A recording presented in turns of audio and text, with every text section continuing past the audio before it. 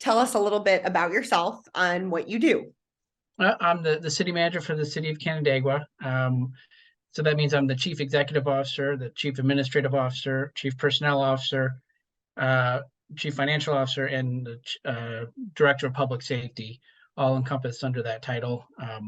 It's essentially it would be the same as like a superintendent. All the employees work uh, for me, and then I work for the city council.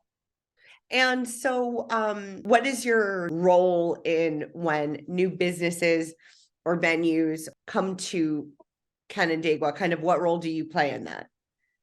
Well, it really depends on the situation.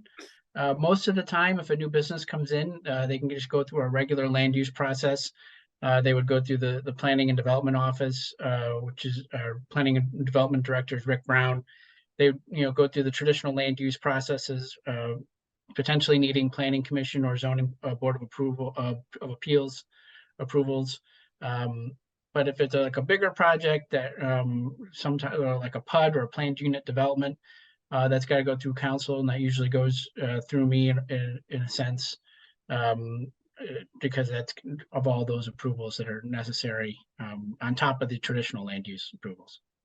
And so that brings us to kind of our big topic of the day.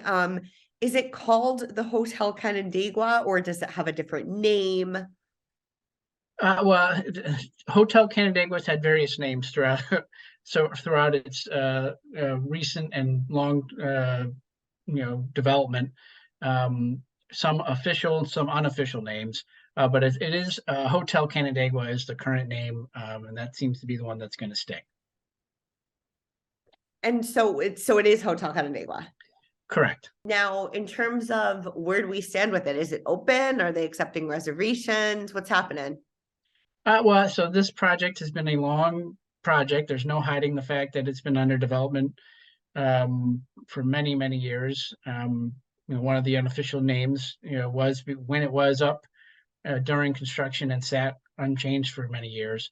But so we're at a point where it's nearing completion. So there's 5 stories to the building. The top 2 are 44 condos. So the 5th floor is open and has people living in it.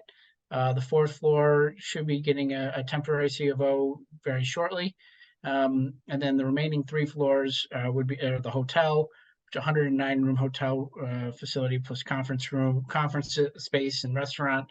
That is anticipated to be open by May 1st. Oh, wow. So it's moving along. Correct. Yeah, we would like to have been here many years ago. A hotel for this site has been envisioned pretty much ever since Roseland Park, the amusement park, closed back in the 80s. This current iteration started construction in 2015. So here we are in 2023, and we're at the finish line, and it's going to help the city meet some long-term vision goals. We've always been a tourist destination. But one of the things that we want to try to do is make it a year-round tourist destination, not just during the wonderful summer months where it's, everyone's enjoying Kershaw Park and the lakefront, but have conferences here, exploring downtown, exploring some of our other destinations within the community, and make it even further the economic engine that it already is. What can you tell me a little bit, like I said in the email, about the history? Like, how did we get to where we are today, and how long did it take, and kind of what kind of things happened throughout the history of this site and this project and this plan?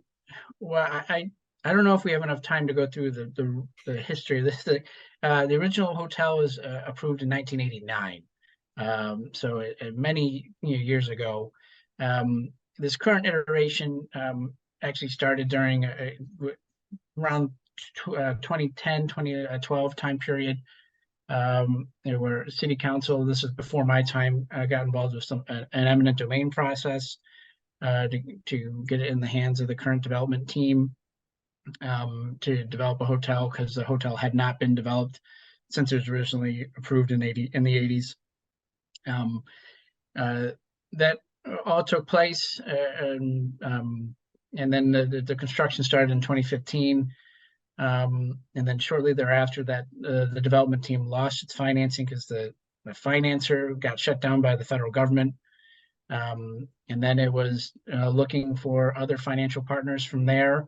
And it, very visibly struggled with that. There were some various failed partnerships that occurred. And then in the meantime, the primary owner and developer, Mr. Bob Murphy, unfortunately passed away. And it's his children that are really getting this across the finish line. And I used to joke with Bob that this project's been like Murphy's Law. It's ironic that his name, because everything that could go wrong did go wrong. But at this point, we're at a point where they are towards the end of the tunnel, and there's light. We're close to the finish line, and we're excited to see it happen.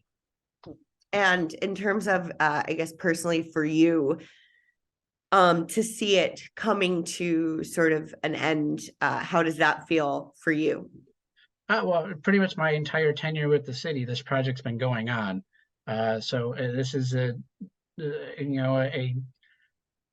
this will be a major weight off of the shoulders, so to speak, and that this is a major project on the city's lakefront, one of our prime properties that is finally coming to fruition, and we're glad to see it happen. And combined with the lake house, which has already been a huge economic engine for the city and the region, these two hotels and our other hotels in the region are really going to make our tourist economy even greater than it is.